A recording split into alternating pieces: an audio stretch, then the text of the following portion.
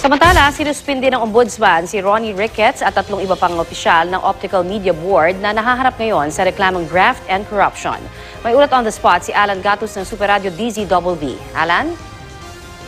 Pinatawan ng Sandigan Bayan ng 70 araw na preventive suspension si Ronnie Ricketts at 3 iba pang opisyal ng Optical Media Board. Dito'y kaugnay sa kasong katiwalian na kinakaharap ni Ricketts sa 4th Division ng Sandigan Bayan. Nagugat ng kaso sa anomalya o manong pagsasauli ng mga nakumpiska mga pinirat ng mga DVD at BCD mula sa kanilang may-ari o yung yung kumpanya na Sky High Marketing.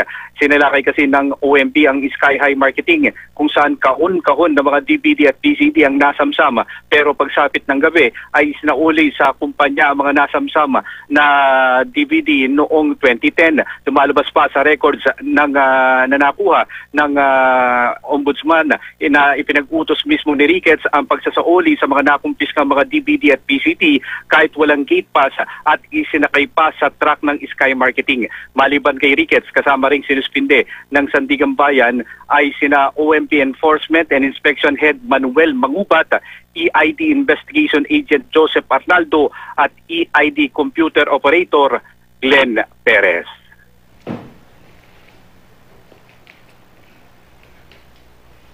Alan? Yes. Okay. Alan, nakuha ba natin ang reaksyon na itong si dating OMB Chair Ronnie Ricketts at iba pang mga napatawan nga ng suspension order ng Ombudsman?